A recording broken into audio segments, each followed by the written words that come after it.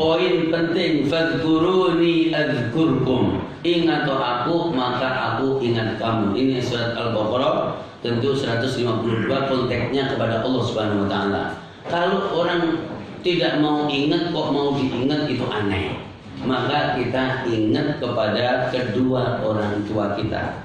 Jadi yang paling bagus dilakukan di hari ibu ini, maka tadi saya berdoa di Facebook, Allahumma ighfir laha warhamha wa'afiha wa'fu anha. Sudah saya doakan ibu saya. Dan sejak kemarin saya melakukan hari ibu ada di Sumedang. Dan saya mendoakan para ibu-ibu di semuanya yang ada. Itu adalah ingat, ya kan. Yang kedua, lestarikan apa yang dulu menjadi kebiasaan dan kelanganan ibu-ibu.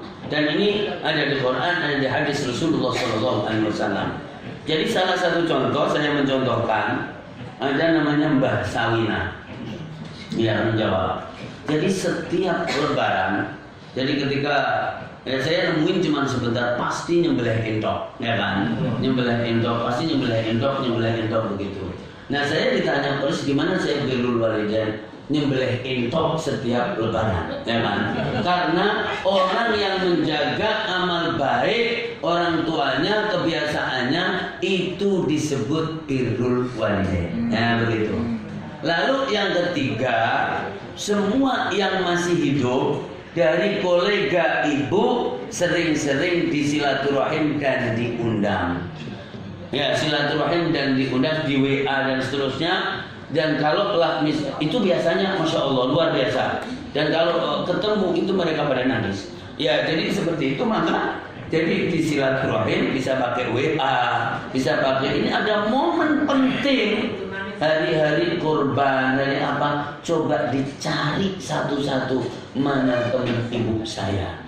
Maka semua amal ini membuat orang tua menjadi tersenyum lebar dan kuburannya bersinar. Firman Allah, wa qul a'malu fasayarallahu amalakum wa rasuluhu wal mu'minun. Kerjalah karena kerja kamu dilihat oleh Allah, dilihat oleh Rasul, dan dilihat oleh orang-orang yang ada di sekeliling kamu. Hadis Rasulullah yang sahih begitu. Rasulullah Mi'raj, maka di langit pertama ketemu seseorang yang gede, lalu sebentar nangis, sebentar tersenyum. Rasulullah bertanya kepada Jibril alaihi salatu wassalam, wahai Jibril, itu siapa? Itu bapak kamu. Nah ini contoh di bapak, tapi kaitannya dengan yang sudah meninggal. Lalu kenapa dia tersenyum? Karena diperlihatkan oleh Allah amal anak cucunya yang baik-baik, maka dia senyum dan gembira. Lalu kenapa dia menangis? Karena diperlihatkan oleh Allah amal anak cucunya yang tidak baik, maka dia sedih dan menangis. Amal baik kita, keteraturan kita, kedisiplinan kita, akhlak mulia kita di dalam hidup ini, maka itu menerangkan kuburan orang tua kita, ibu kita. Dan seperti kayak begini ini otomatis nyambung. Ila hadrat itu adalah hukum sunnah, hukum mulut. Hukum mulut jamaah dimuliakan Allah. Kalaulah tidak ila hadrat ruhi, ummi, maka semua amal baik bapak ibu itu nyampe. Karena apa? Karena pengaruh dari gula wendah tadi. Apa? Demean ibu, pijitan ibu, mau tidur perut kembung sini, ini dipijit-pijit di sini. Di sini saya setiap ini dipijitin di sini. Apa ini? Ya ini semuanya sakit sini, semuanya ini sini. Ternyata mandi juga, ya kan, perutnya kembung sini dipijit. Apa ini juga ini?